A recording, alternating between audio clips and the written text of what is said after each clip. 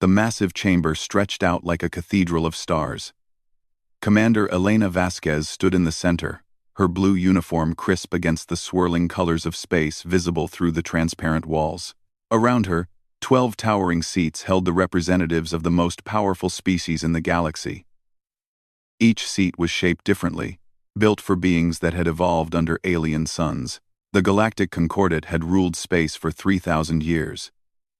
Their laws kept peace between worlds that could destroy each other with a thought. Today, they would decide humanity's fate. Elena kept her hands steady as she watched the Council of Spheres prepare to speak. Behind her sat the other human representatives. Admiral Torres, his gray hair showing the stress of the last months. Dr. Sarah Kim, the xenobiologist who had first made contact with alien life. Captain James Wu, whose ship had saved a Mindari colony from raiders last year. That rescue had started all their problems. The Zephyrian Chancellor rose first.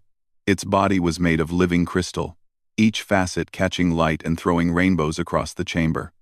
When it spoke, its voice sounded like wind chimes in a storm. "We gather to judge the species called humanity," the Chancellor said. "They have been members of our Concordat for only 50 years. In that time, they have caused more disruption than any species in recorded history." Elena felt her jaw tighten. She had expected this, but hearing it still stung. The Vorthak representative, a creature that looked like a cross between a spider and a tree, clicked its mandibles. The humans refuse to follow proper military protocol. They engage in battles they cannot win. They throw away lives for impossible causes. They interfere with natural selection, added the hegemony delegate, a blob of intelligent gas contained in a floating sphere. When the Mindari colony faced raiders, the logical response was evacuation. Instead, humans fought a hopeless battle and somehow won. This behavior disrupts the natural order. Elena stepped forward. "We saved innocent lives." "You created chaos," the Chancellor replied. "Your species lacks the logic needed for galactic citizenship. You make decisions based on emotion rather than calculation." Admiral Torres stood up from the human section. "If caring about others is a crime, then we're guilty." The Trilix ambassador, a creature of pure energy, flickered with annoyance. "This is exactly what we mean. Humans personalize everything. You cannot separate individual feelings from species-wide policy." Dr. Kim spoke next. "Maybe that's because we believe every individual life matters." "Inefficient," stated the Corvan delegate. "A machine intelligence housed in a metal body. Resources are finite. Optimization requires sacrifice of the few for the many." Elena looked around the chamber. These beings had built an empire that spanned the galaxy. They had ended wars, stopped famines, and brought order to chaos. But they had also grown cold. They saw life as numbers on a chart. The Chancellor raised one crystalline arm. Evidence screens materialized in the air, showing recordings of human actions across the galaxy. A human ship ramming a pirate vessel to save refugees. Human soldiers carrying wounded aliens to safety under heavy fire. Human doctors working for days without sleep to stop a plague. "Observe their pattern," the Chancellor said. "Humans consistently choose the difficult path. They risk everything for strangers. They fight when they should negotiate. They sacrifice when they should calculate. We call that honor," Elena said quietly. "We call it dangerous instability," the Chancellor replied. "Your species threatens the careful balance we have maintained for millennia." Captain Wu stood up. "The Mindari colony had children in it." "Irrelevant," the hegemony delegate said. "The colony was not strategically important. Children are always important." Wu shot back. Elena watched the faces of the council. Some showed confusion at the human response. Others showed disgust. The Corvan delegate's optical sensors glowed brighter, as if trying to analyze something it could not understand. The Trilix ambassador spoke again. "This emotional attachment to young is primitive. It prevents logical decision-making." "It's what makes us human," Elena said. "Exactly," the Chancellor replied. "And that is the problem." The trial continued for hours. The Council presented more evidence of human instability. The time humans had shared their food with starving Cathara refugees, even though it left human colonies short on supplies. The incident where human explorers had turned back from a major discovery to help a disabled alien ship. The trade deals where humans had accepted worse terms to help struggling worlds. Each act of kindness was presented as evidence of unfitness for galactic society. Elena defended her species as best she could. She talked about human achievements, their contributions to science and art. She mentioned the new medical techniques humans had developed, the improved star drive technology, the peaceful solutions to 3 territorial disputes, but she could see the council had already decided. Finally, the Chancellor called for the vote. One by one, the 12 species cast their judgment. The Zephyrians voted for expulsion. The Vorthax agreed. The hegemony delegates made it unanimous, 11-1 against humanity. Only the Mindari delegate voted to let humans stay. The being's scarred face showed sadness as it cast the lone vote in humanity's favor. The Chancellor stood for the final verdict. By the authority of the Galactic Concordat, humanity is hereby expelled from all Concordat space. You have 30 standard days to gather your people and depart beyond the outer rim. Your ships will be impounded, your colonies evacuated, and your star charts confiscated. Elena felt the blood drain from her face. 14 million humans lived in Concordat space. They had built homes on 100 worlds. Now they would lose everything. You cannot own territory beyond the rim, the Chancellor continued. You may not return to Concordat space under penalty of extermination. This decision is final and cannot be appealed. Elena looked at her fellow humans. Admiral Torres sat with his head in his hands. Dr. Kim stared at the floor in shock. Captain Wu's face showed pure rage. She turned back to the council. These beings thought they were casting out primitives. They thought they were removing a minor irritation from their perfect galactic order. Elena straightened her shoulders and looked directly at the Zephyrian Chancellor. Her voice carried clearly through the vast chamber. You think you're punishing us, she said. You think you're casting out dangerous animals who don't know their place. She paused, letting her words sink in. You have no idea what you're unleashing. The council members looked at each other with confusion. The Chancellor's crystalline features showed what might have been amusement. You are refugees now, it said. What could refugees possibly threaten? Elena smiled. And there was something cold in it that made several council members shift uncomfortably. You'll find out, she said quietly. Then she turned and walked out of the chamber, her fellow humans following behind her. Behind them, the council continued their session, already moving on to other business. Humanity was dismissed, forgotten, erased from their perfect galactic order. They had no idea what they had just set in motion. 6 months later, Elena stood on the bridge of the Odyssey and looked out at the most depressing sight in the galaxy. Hundreds of human ships drifted through empty space like lost children. Cargo vessels, passenger liners, research ships, and military craft all mixed together in a ragged formation that stretched for thousands of miles. 14 million humans had been forced from their homes. They lived packed into ships, never meant for long-term habitation. The air recycling systems worked overtime. Food supplies ran low. 3 ships had already gone silent, their life support systems failing in the cold darkness between stars. Status report, Elena said tiredly. Not good, replied Captain Santos from the communications station. The New Shanghai lost another reactor yesterday. The farming ship Melbourne is reporting crop failures, and we've got 17 more ships requesting emergency medical supplies. Elena rubbed her temples. She had been elected fleet commander by default when Admiral Torres died of a heart attack 2 months ago. Leading humanity into exile was not a job she had wanted. Any word from the scouting ships? Nothing useful. Dead systems everywhere we look. The Concordat really did dump us in the emptiest part of space. Dr. Marcus Chen looked up from his workstation. The xenoarchaeologist had been studying star charts since their exile began, looking for anything that might help them survive. Actually, I might have something, he said quietly. Elena turned to him with hope. Any good news would be welcome. I've been analyzing the survey data from our long-range sensors, Chen continued. Most of this region is empty, yes, But there's one system about 3 light-years from here. It shows some unusual readings. What kind of unusual? Artificial structures. Very old ones. The energy signatures don't match any known technology. Santos looked skeptical. Could be a trap. The Concordat might have left something behind to make sure we don't survive. I don't think so, Chen said. The readings suggest these structures are millions of years old. They predate the Concordat by a huge margin. Elena considered this. Ancient ruins might contain technology, or at least materials they could use. It was worth investigating. How many ships would we need for an expedition?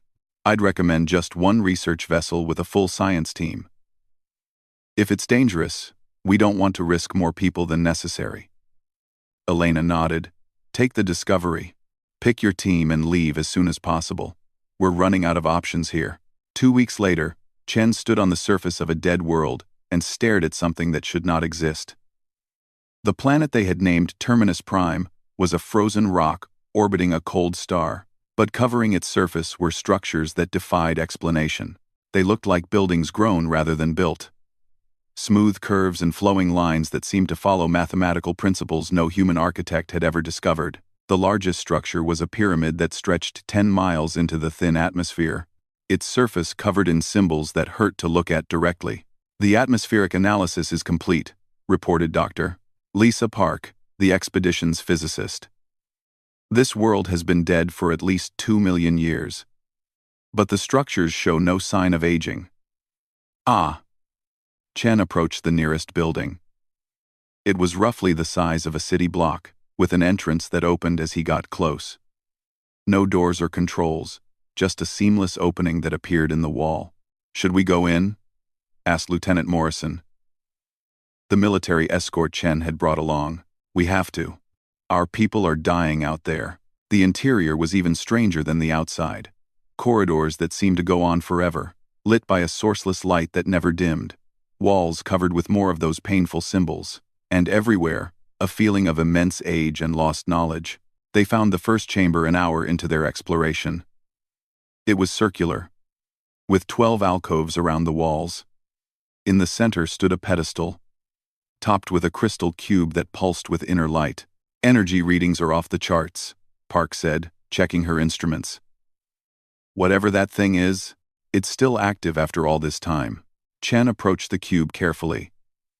As he got closer, the symbols on the walls began to glow. Images appeared in the air around him. Star maps, technical diagrams, and something that looked like historical records. I think this is a library, he said quietly. For the next 3 days, Chen's team explored the ruins. They found more chambers, each containing different types of information. Technical manuals for building materials that were stronger than any known substance. Power sources that could run for millions of years without fuel. Transportation methods that could move objects instantly across vast distances. But the most important discovery was in the deepest chamber. It was a warning. The images showed a species called the predecessors. They had been the first to achieve galactic civilization, millions of years before the Concordat. They had built an empire that spanned multiple galaxies. Their technology made current science look primitive, but they had made a mistake. They had focused entirely on advancement, on becoming more than what they were. They had enhanced themselves with technology until they were no longer truly alive. Their machines became more important than their people. In the end, they had transcended physical existence entirely, leaving behind only empty ruins and automated systems. The warning was clear. Technology without wisdom led to extinction. Chen studied the records for hours. The predecessors had left behind instructions, templates for their most advanced technology. But they had also included guidelines for using it safely. This is incredible, he told Park as they prepared to leave. This technology could solve every problem humanity faces. But we have to be careful not to repeat their mistakes. When they returned to the fleet, Chen's report caused chaos. Some humans wanted to immediately start building predecessor technology. Others feared it was too dangerous. The Fleet Council argued for days, while ships continued to fail and people continued to die. Finally, Elena made the decision. "We'll use what we need to survive," she announced. "But we'll do it carefully. We won't lose our humanity in the process." The first predecessor devices were matter compilers, machines that could create any object from raw materials. Within weeks, the failing ships were repaired and improved. Food shortages ended as the compilers produced everything the fleet needed, but Elena insisted on restrictions. The technology would be used to help people, not to replace them. Human workers would still build and repair ships, but with better tools. Human farmers would still grow food, but with enhanced soil and seeds. The fleet began to change. Ships were modified with predecessor materials, making them stronger and more efficient. New vessels were constructed, designed by human engineers but built with ancient technology. Most importantly, the humans discovered they had a talent the predecessors had lacked. Where the ancient beings had followed their technology blindly, humans questioned everything. They improved on the designs, making them safer and more suited to human needs. "We're not just surviving," Elena said during a fleet-wide broadcast 6 months after the discovery. "We're becoming something new. Something the galaxy has never seen before." In the depths of space, the human fleet continued to grow and change. They had been cast out as refugees, expected to die alone in the darkness. Instead, they were building something magnificent. Behind them, automated sensors left by the Concordat detected unusual energy signatures from the exile zone. The readings were forwarded to the Zephyrian High Command with a note of concern. Something was happening beyond the rim, something that didn't match any known technology. But the Concordat was busy with other matters. The readings were filed away and forgotten. They would remember them soon enough. The human fleet moved deeper into unexplored space, leaving the dead world behind. But they carried its gifts with them, along with the wisdom to use them properly. Elena stood on the bridge of the Odyssey, now enhanced with predecessor materials and gleaming like a jewel in the darkness. Around them, the fleet had grown to over 1,000 ships, not just vessels, but mobile communities where humans lived and worked and dreamed of the future. They had been forsaken by the galaxy, cast out like garbage. Now they were becoming something that would shake the foundations of galactic power. The exile was ending. The transformation had begun. 3 years had passed since the discovery on Terminus Prime. Captain Sarah Okafor floated in zero gravity, watching something impossible happen before her eyes. The asteroid field around her was transforming into a city. Massive mining ships carved through the floating rocks with surgical precision.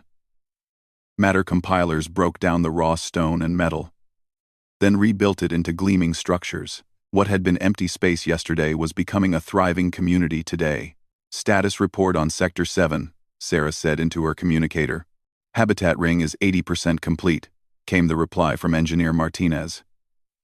"We should have full life support online by tomorrow. The gardens are already growing." Sarah smiled as she watched human workers guide the construction. They wore environment suits enhanced with predecessor technology, allowing them to work in space as easily as on a planet. But they were still recognizably human, still thinking and creating and solving problems in ways no machine could match. This was New Canberra, the 7th mobile city the humans had built. Unlike the original fleet of converted ships, these were designed from the ground up to be permanent homes among the stars. They could travel at faster than light speed, but they were also comfortable places to live and raise families. "Admiral Vasquez wants to see you on New Babylon," Sarah's assistant informed her. "Something about the deep space sensors." Sarah nodded and triggered her personal transport unit. The small device, no bigger than a backpack, used predecessor technology to move her instantly across space. One moment she was floating near the construction site. The next, she was standing on the bridge of humanity's flagship. New Babylon was a marvel of human engineering enhanced by ancient technology. The ship was over 50 miles long, but it felt more like a floating city than a spacecraft. Gardens and parks filled the central sections. Residential areas housed over 2 million people. Manufacturing zones produced everything the fleet needed. But it was still a ship. It could travel between stars, carry the entire human civilization wherever they chose to go. Elena was waiting in the command center, studying a holographic display of local space. Her hair had gone completely gray in the 3 years since exile, but her eyes were as sharp as ever. "We have a problem," she said without preamble. Sarah looked at the display. It showed dozens of small contacts on the edge of sensor range, moving toward human space with obvious purpose. "Concordate scouts?" Sarah asked. "Definitely. They're investigating the energy signatures we've been giving off." It was only a matter of time. Sarah studied the tactical display. The human fleet had grown enormous. Over 3,000 ships now, including the 7 mobile cities and dozens of specialized vessels. Manufacturing ships that could build anything. Agricultural vessels that grew food for millions. Research ships exploring the deepest mysteries of predecessor technology. But most importantly, they had the forged ships. These were Elena's idea, massive vessels that existed solely to build other vessels. They could construct a fully functional starship in a matter of days, complete with all the technology needed for deep space travel. The human fleet was growing exponentially. "How long before they reach us?" Sarah asked. 2 weeks at their current speed. But that's not what worries me most. Elena manipulated the display, showing a different view of space. This one focused on a system about 20 light-years away, where human long-range sensors had detected something disturbing. "They're building a fleet," Elena said quietly. "Not scout ships. Warships. Hundreds of them." Sarah felt her blood run cold. The Concordat had never assembled a fleet that large in living memory. They were preparing for war. "They think we're a threat," she realized. "We are a threat," Elena replied. "Not militarily, at least not yet. But ideologically. We've proven that their way isn't the only way. That scares them more than any weapon could." Over the past 3 years, the human fleet had encountered several refugee groups from Concordat space. Small populations of beings who had been oppressed or persecuted by the galactic government. The humans had welcomed them all. The Kithara refugees were the first. Their homeworld had been seized by a Concordat member species, and they had fled with nothing but the ships they wore. The humans had given them sanctuary, helped them build new homes among the mobile cities. Then came the Mindari dissidents. Exiles from their own government, for speaking against Concordat policies. The humans had offered them citizenship and a voice in fleet decisions. Most recently, a group of veil dancers had joined the fleet. Their species was quarantined by the Concordat for being too unpredictable. The humans had found them fascinating and welcomed their unique perspectives on art and philosophy. Each group brought knowledge and skills that made the human fleet stronger. But they also brought evidence of Concordat oppression that the humans couldn't ignore. "Sir," interrupted Communications Officer Park, "we're receiving a transmission from the Concordat scouts. They're demanding we surrender for inspection." Elena laughed bitterly. 3 years too late for that. "Open a channel." The main screen activated, showing the bridge of a Concordat patrol ship. The captain was a Trilex, its energy form flickering with what looked like nervous agitation. "This is Captain Zara 9 of the Concordat Enforcement Division," the being said. "You are illegally occupying restricted space with stolen technology. Surrender immediately for processing." Elena stepped into view of the camera. "This is Admiral Elena Vasquez of the Human Commonwealth. We were exiled to this region by Concordat order. We have every right to be here. You were exiled as refugees, not as a military force. The fleet you have assembled violates the terms of your exile. You will surrender or face the consequences." "What consequences?" Elena asked calmly. "You already took everything from us once. What more can you do?" The Trilex captain's form flared brighter. "We can ensure you never threaten galactic peace again." Elena smiled, and there was something cold in it that made Sarah shiver. "You assume we're the ones threatening peace.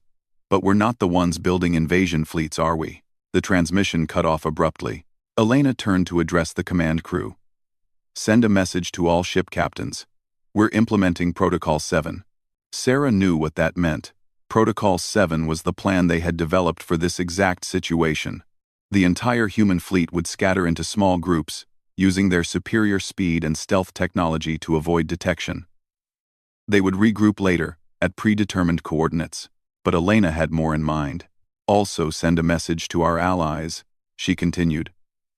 The Kithara, the Mindari, everyone who has joined us. Give them a choice. They can take their ships and leave now.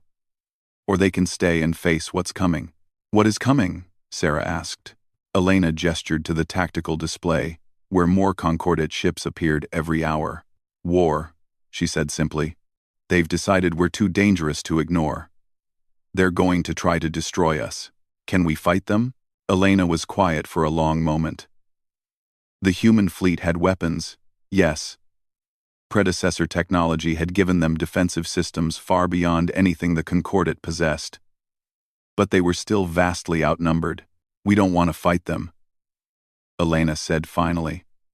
But if they force us to, they're going to discover something the Concordat has forgotten in their 3,000 years of peace.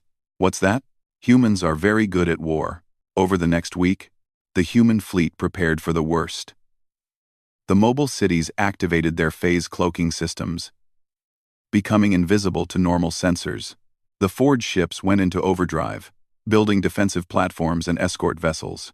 Most importantly, the humans began constructing something that would change galactic warfare forever. They called them ghost ships. Using advanced predecessor technology, the humans built vessels that could phase in and out of normal space at will. They could appear anywhere instantly, strike with devastating effect, and disappear before the enemy could respond. The first test was conducted against an automated asteroid. The ghost ship appeared, fired a single shot that vaporized the target completely, and vanished again. The entire attack took less than 3 seconds. Impressive, Sarah said as she reviewed the test footage. But will it be enough? Elena studied the tactical projections. The Concordat fleet was massive, but it was also slow and predictable. Their ships were designed for peacekeeping operations, not warfare against an enemy that could strike from anywhere. It'll have to be, she said, because we're not just fighting for our survival anymore. We're fighting for the right to exist as something other than what the Concordat wants us to be. Outside the command center, the human fleet continued its preparations. Workers installed new weapons systems. Engineers tested improved shielding. Pilots trained in tactics that had never been used before. But most importantly, families continued to live their lives. Children played in the gardens of the mobile cities. Artists created new works, inspired by their journey among the stars. Scientists made discoveries that pushed the boundaries of knowledge. The humans had not just survived their exile. They had become something the galaxy had never seen before. A civilization that could thrive anywhere, that could grow and change and adapt to any challenge. They had been cast out as refugees. They were returning as something else entirely. The Concordat thought they were facing a minor rebellion that could be easily crushed. They had no idea what was coming for them. 7 years after their exile, humanity returned to galactic civilization. But they did not come as beggars seeking readmission. They came as something the galaxy had never seen before. The first sign appeared at Kepler Station, a massive trading hub at the crossroads of 3 major space lanes. Traffic controllers noticed an unusual energy signature approaching from the direction of the outer rim.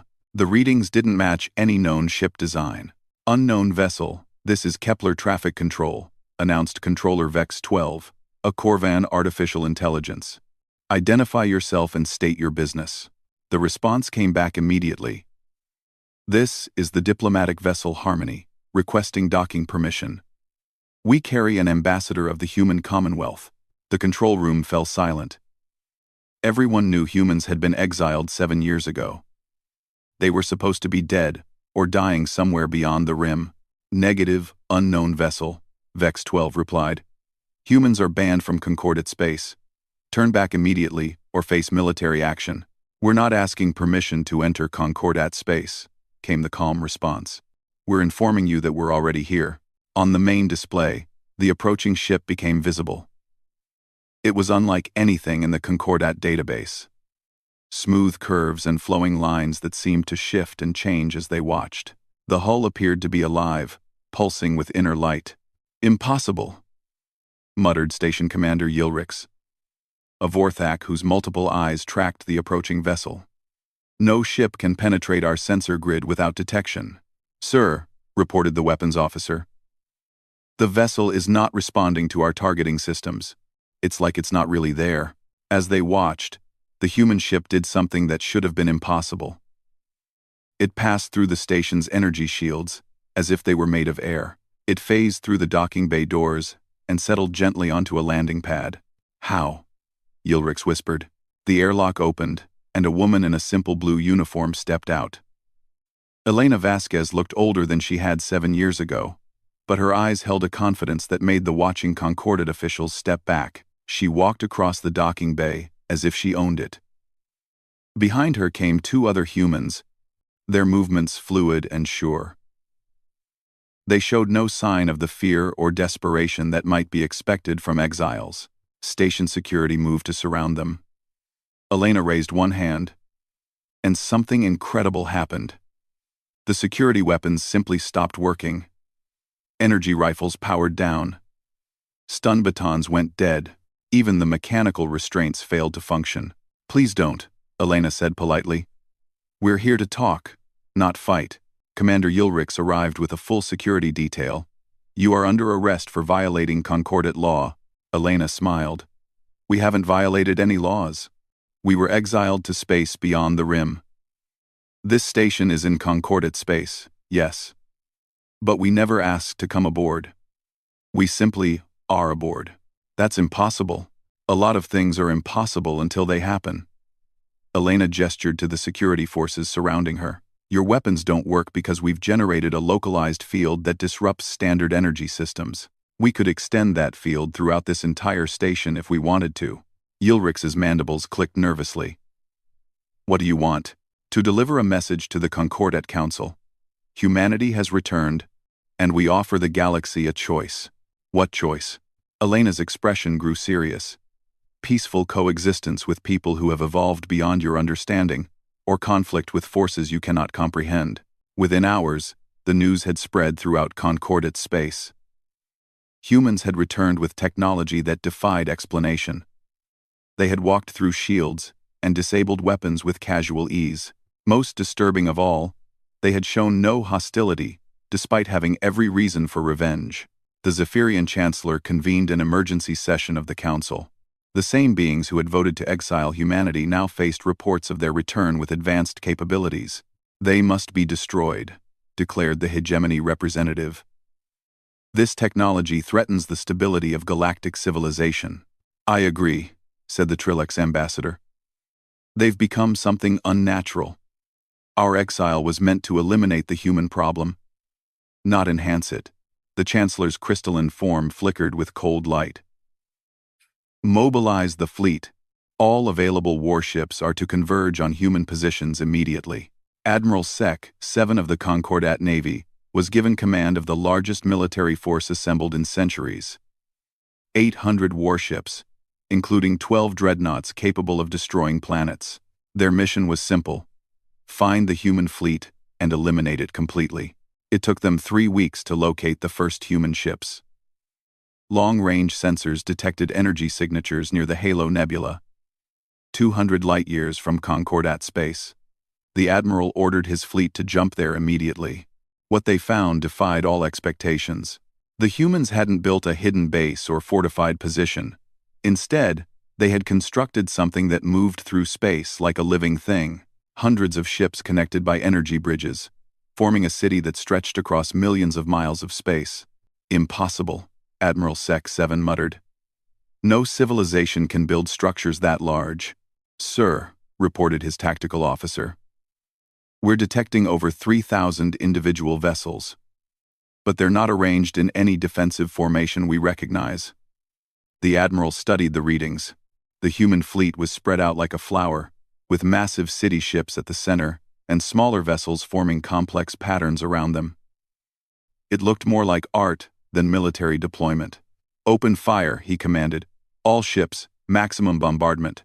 800 Concordat warships unleashed devastating firepower. Energy beams capable of melting mountains struck the human fleet. Missiles that could crack asteroids slammed into their targets. Nothing happened. The human ships absorbed the attacks without damage. Some seemed to phase out of normal space entirely, letting the weapons pass harmlessly through them. Others simply ignored the bombardment, their hulls showing no sign of stress or damage. "Impossible," the admiral repeated. Then the humans began to respond. They didn't return fire in any conventional sense. Instead, Concordat ships simply began to shut down. Engines failed. Weapons powered off. Life support systems switched to emergency backup. Within minutes, the entire Concordat fleet was helpless. A transmission appeared on every ship's communication system. Elena Vasquez stood in what appeared to be a garden, with Earth-like trees and flowers behind her. She looked calm and composed, as if addressing friends rather than enemies. "Admiral Sec 7, she said.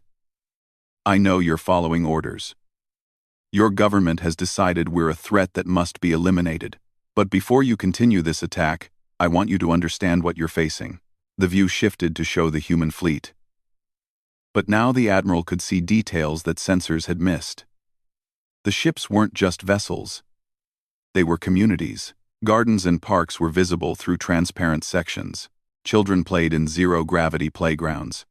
Families lived their lives in full view of the attacking fleet. "We are not your enemies," Elena continued. "We've spent 7 years building something new.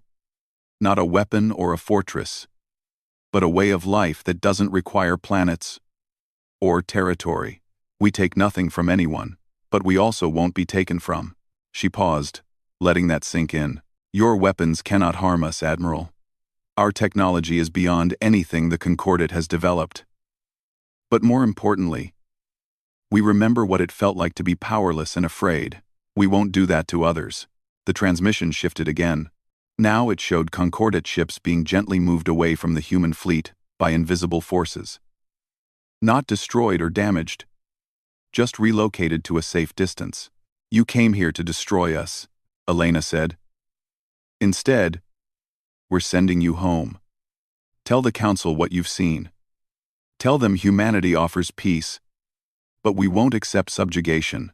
Admiral Sec 7 found his voice. "The Council will never accept your existence.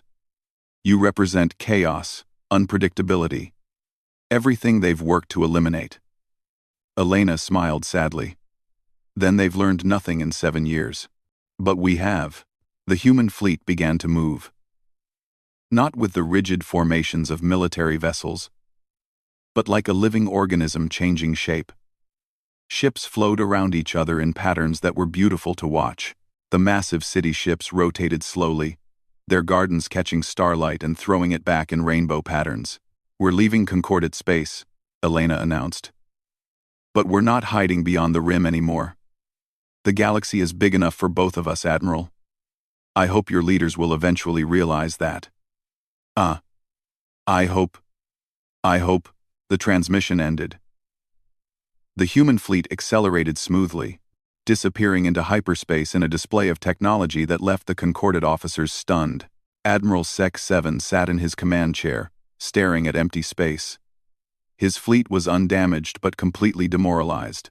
They had brought overwhelming firepower against refugees, and been defeated without a single shot being fired in return.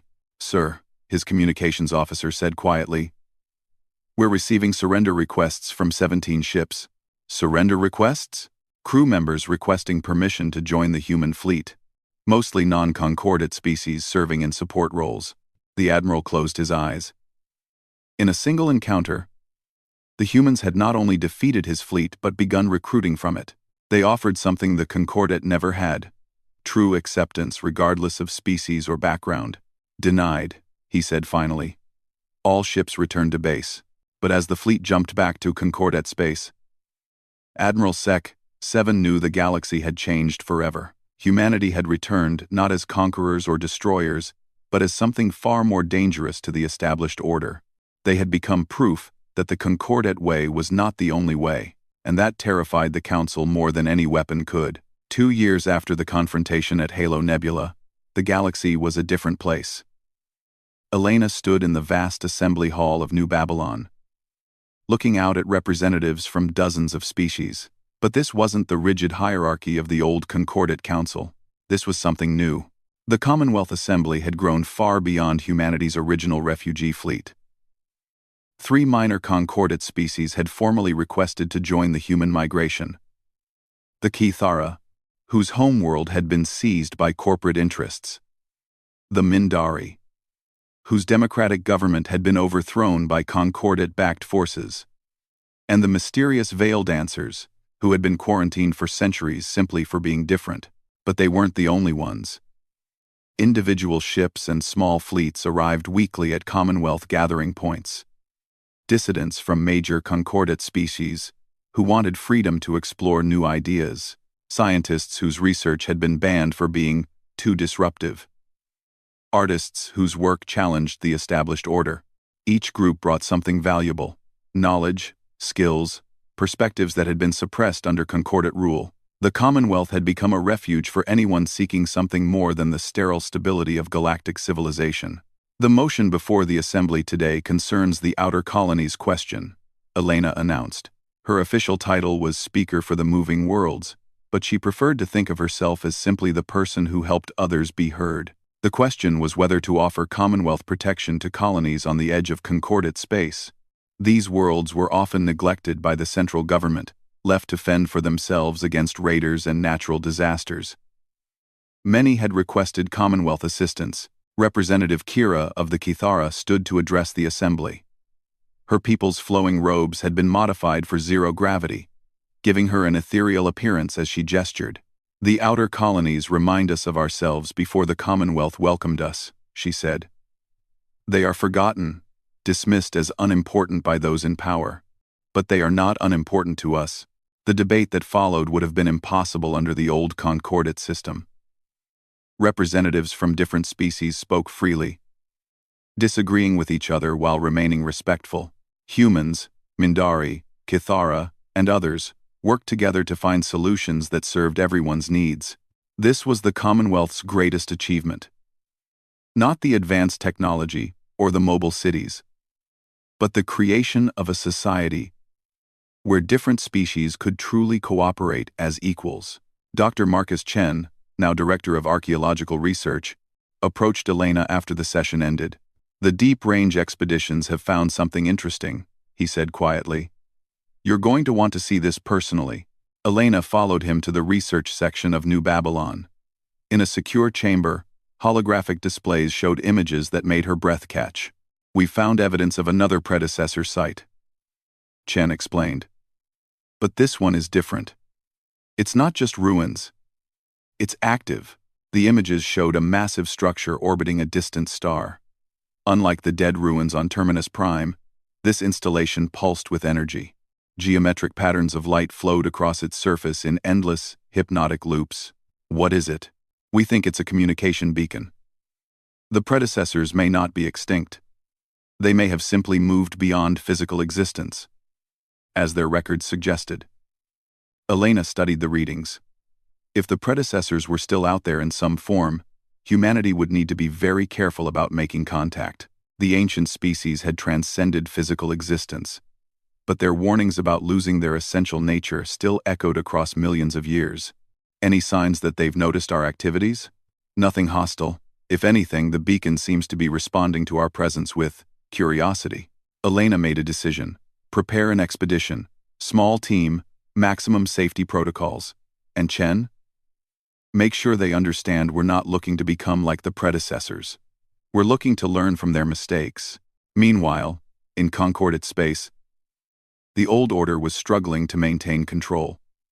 Admiral Sec 7's report about the human fleet had caused panic among the Council of Spheres. Their perfect galactic civilization was being challenged by refugees they had tried to eliminate. The Zephyrian Chancellor stood before an emergency assembly, its crystalline form flickering with agitation. "The human infection spreads throughout our territory," it announced. "Colony worlds request their protection. Trade vessels disappear, only to reappear flying Commonwealth flags. Our own citizens question the wisdom of our policies." The statistics were disturbing. In the 2 years since humanity's return, over 50 minor worlds had requested Commonwealth assistance with problems the Concordate couldn't or wouldn't address. Refugee populations had swollen beyond manageable levels as beings sought to escape to the freedom the humans offered.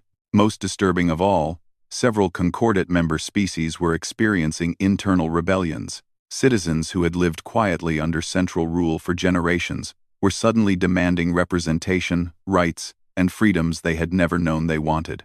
The humans corrupt everything they touch, the hegemony representative declared. Their chaos spreads like a disease, but not everyone agreed. The Mindari delegate, one of the few species that had voted against human exile years ago, stood to address the council. Perhaps what we call chaos, they call growth, the delegate said carefully. Our stability has brought peace, yes, but it has also brought stagnation. When did we last see true innovation? True art? True progress? The Chancellor's form flared with cold anger. Order prevents war. Structure ensures survival. What the humans offer is anarchy. What they offer is choice, the Mindari delegate replied. Something we've forgotten how to give our citizens. The debate raged for hours, but the outcome was predetermined. The Concordat would maintain its policies, tighten its control, and work to contain the Commonwealth threat by any means necessary. But outside the council chambers, change was already happening. On the Commonwealth flagship New Babylon, Elena received a priority transmission from her diplomatic corps. Ambassador Sarah Okafor appeared on the holographic display, her expression serious but hopeful. The Trilix Collective has requested a meeting, Sarah reported. Not official negotiations, but preliminary talks about possible cooperation agreements. Elena was surprised. The Trilix had been among humanity's harshest critics during the exile proceedings. They were beings of pure energy who prized logic above all else. What changed their minds? Our response to the Rigel crisis. Elena remembered that incident well. A star in Trilix territory had begun showing signs of instability, threatening to go supernova and destroy 3 populated systems. The Concordat had written off the worlds as expendable, preparing to evacuate only the most valuable citizens. The Commonwealth had intervened without being asked. Human engineering ships had arrived and used predecessor-inspired technology to stabilize the star. 3 billion lives had been saved, and the humans had asked for nothing in return. They want to understand our motivations, Sarah continued. Apparently the concept of helping others without expecting compensation doesn't compute for them. Set up the meeting, Elena decided. But make it clear we're not looking to recruit them. We want them to find their own path to whatever makes their species happy. This was the key difference between the Commonwealth and the old Concordat. Where the galactic government imposed unity through conformity, the humans encouraged diversity through acceptance. Species could remain fully themselves while still being part of the larger community. The meeting with Trilix representatives took place aboard a neutral station. Elena brought only a small diplomatic team, while the Trilix sent their most logical analysts to study human decision-making processes. Your actions are inefficient, stated Prime Logic Vex Alpha, a Trilix energy being contained in a special isolation field. Assisting other species without compensation reduces your available resources while strengthening potential competitors. Elena nodded thoughtfully. That's true from a purely mathematical standpoint. But you're calculating with incomplete data. Explain. You're measuring cost and benefit in terms of immediate resources. We measure it in terms of long-term community health.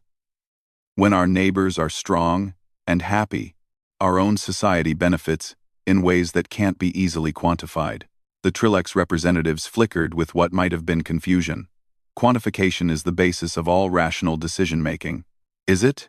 Elena asked. How do you quantify the satisfaction of helping someone in need? How do you measure the value of trust between different species? How do you put a number on the joy a child feels when they see something beautiful for the first time? For several minutes, the Trilix were silent, their energy forms pulsing with rapid calculations. These variables cannot be accurately measured, Vex Alpha finally admitted. Exactly. But they're still real, and they still matter. The Concordat tried to build a perfect galactic society using only the variables they could measure and control. But they left out the most important parts of what makes life worth living. The negotiations continued for days. In the end, the Trilix didn't join the Commonwealth. But they agreed to cooperation accords that would have been impossible under the old system. They would share certain technologies in exchange for human assistance with problems that required creative, rather than logical solutions. It was a small step, but an important one.